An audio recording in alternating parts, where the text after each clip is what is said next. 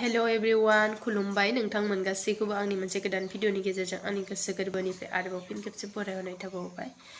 स' लोगोफोर आं दायो नैबेयाव गगा मोनदों ओमफ्रायो माथा थाथा सोलायजोबनानै दं आरोना। बे भिडिअ लाबोनो हायैयाबो बिराद गोबाव जाबायमोन। फिसालायाबो लोमजादों आंबो लोमजादों ओमफ्रायो स' नोंथांमोना नायलांबाय थादो आंनि बेदर संनाय रेसिपिखौ। मोजां मोनोबा लाइक खालामलांदो आरो आंनि चेनेलखौ गोदानै नायदोंबा आंनि चेनेलखौ अननानै प्लिज साबस्क्राइब खालामना होलांबानो जाबाय आरो खाथियाव थानाय बेल आइकनखौबो थुना होदो आरो हानायमानि शेयार खालामना होलायदो लोगोफोर। मानोना नोंथांमोननि सापर्टनि बुहुत गोनांथि आंनो। थ' लोगोफोर माथो होनबावनो आरोना, बोथोराबो जि थान्दा ओमफ्राय बयबो सावलाबायदों गगा मोनसावलाबायदों।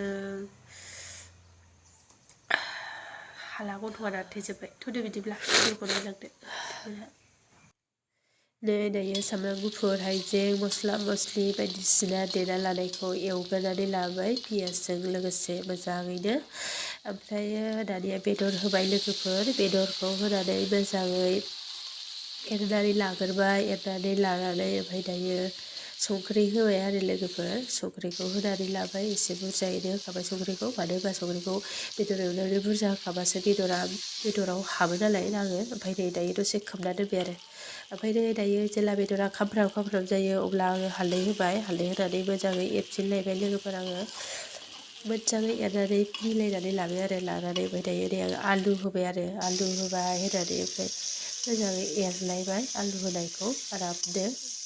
ओमफ्राय दायो आं दसे आरो खोबना दोनबावनोसै। दोनखांनायनि उनावहाय आङो बेसिनाव दै लायबाय ओंख्रियाव होनो होनानै दै लायबाय। ओमफ्राय लायखांनायनि उनाव दायो आं ओंख्रियाव होफैफिनलायबाय दै।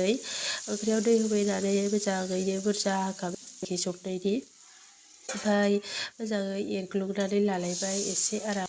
थ' लोगोफोर आंनि ओंख्रिया दायो मोनबाय थासिगोन। आंनि रेसिपिया दिनैनिया बेखिनियानोमोन लोगोफोर। जोबजासे नायनायनि थाखाय स' थेंक इउ स' माच बयखौबो।